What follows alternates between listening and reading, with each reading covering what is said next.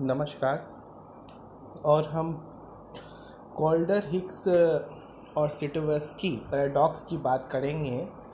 Economics में ये सारे पैरेटो, कॉल्डर हिक्स और सिटोवस्की सारे वेलफेयर इकोनॉमिक्स में के इकोनॉमिस्ट हैं। और जहाँ तक हम देखते हैं कि पैरेटो सबसे पहले क्या कहता है कि पैरेटो कहता है कि हम अपनी बिना किसी दूसरे को हानि पहुंचाए हम सोशल वेलफेयर करें। वहीं कॉल्डर हिक्स की बात करें तो कॉल्डर और हिक्स कहता है कि हम जब हम किसी से कोई ऐसा पॉलिसी बनाएं और पॉलिसी बनाने से अगर किसी का नुकसान हो रहा है तो उस नुकसान की हम भरपाई अगर कर दें उससे, तो भी हमें ज़्यादा सोशल वेलफेयर हमको मिलता है। जैसे कि हम देखें कि मान लेते हैं कि ये गवर्नमेंट है और ये कोई व्यक्ति है। इस व्यक्ति का यहाँ पे ज़मीन थी और इस ज़मीन पॉलिसी गवर्नमेंट ने बनाई और यहाँ से एक हाईवे पास किया। हाईवे पास करने के बाद इसकी ज़मीन इसको लॉस का सामना करना पड़ रहा है, लेकिन गवर्नमेंट को देखा गया कि इसका बेनिफिट कितना है। तो सपोज मान लेते हैं कि गवर्नमेंट ने को बेनिफिट 100 यूनिट्स हो रही है, गवर्नमेंट को बेनिफिट्स 100 यूनिट्स हो रही है और ये इस व्यक्ति का लॉस कितना हो रहा है 25। तो गवर्नमेंट क्या करेगी कि इसको कॉम्पनसेट कर देगी, इसको 25 की जगह 20 की जगह 25 दे करके इसके लॉस की भरपाई कर देगी। उसके बावजूद भी उसके 75 यूनिट्स का गेन हो रहा है 75 यूनिट्स का उसके बाद भी गेन हो रहा है ना। तो इसी बात को कॉल्डर और हिक्स ने बोला था। जैसे इस फिगर से भी हम नीचे देख सकते हैं कि ये सपोज ए की यूटिलिटी है और ये बी की यूटिलिटी है। क्यू पॉइंट पे पहले बी था, ठीक है। तो अगर हम इसको ऐसा हुआ, कुछ पॉलिसी बनी, पॉलिसी के बाद क्या हुआ कि टोटल यूटिलिटी हम देखें, बी की यूटिलिटी ये दिस वन, बी की यूटिलिटी एस के आसपास अगर हम जाते हैं एस पॉइंट पे, तो ए की यूटिलिटी तो बढ़ गई और बी का भी कंपनसेशन मिल रहा है उतना ही। लेकिन वही अगर हम एस पॉइंट पे चले जाएं तो इसमें क्या हो रहा है कि बी की यूटिलिटी भी बढ़ गई, पहले छोड़ने के बाद भी क्या हो रहा है कि बी की यूटिलिटी बढ़ रही है, साथ ही साथ ए की यूटिलिटी भी बढ़ रही है। तो इस तरह से हम देखते हैं कि कॉल्डर हिक्स ने कहा था, पैरेटो ने कहा था कि नहीं आप सिर्फ इसी पॉइंट पर रहिए, है ना, इसी पॉइंट पर रहिए, आपको इधर उधर नहीं जाना है, आपको किसी का लॉस नहीं करना है, बिना लॉस किए हुए ही किसी दूसरे का गेन करना है। तो ये वाला जो फिगर अगर देखते हैं तो इसमें देखिए कि जो मान लेते हैं कि बी की पहले जो प्रोडक्टिविटी थी क्यू पे बी की प्रोडक्टिविटी थी, यूटिलिटी थी बी क्यू पे थी, तो बी की यूटिलिटी यहाँ इतना था और ए का इतना था। लेकिन अब क्या हो रहा है कि दोनों को जब गेन हो गया तो नया प्रोडक्शन पॉसिबिलिटी कर्व या प्रोडक्शन पॉसिबिलिटी यूटिलिटी कर्व ये प्रदर्शित हुआ।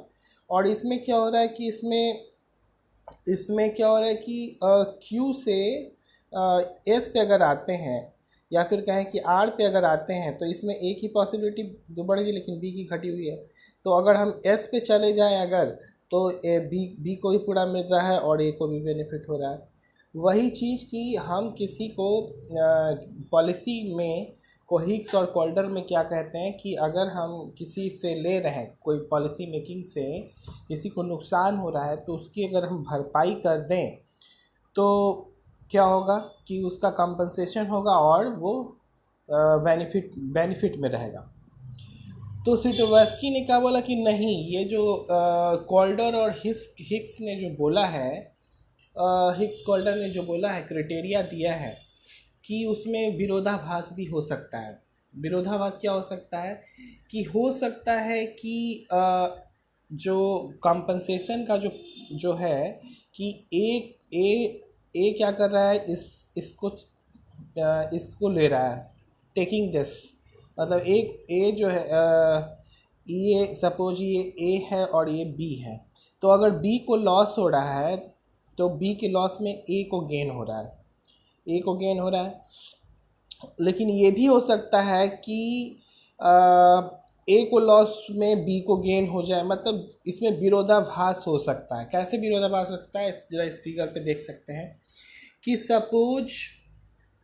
सपोज माने कि अगर बी की यूटिलिटी सी पॉइंट पे थी, सी पॉइंट पे थी और सी से वो अगर डी पे चली आती है, तो सी से अगर डी पे आना क्या कर रहा है, ए की यूटिलिटी को बढ़ा रहा है।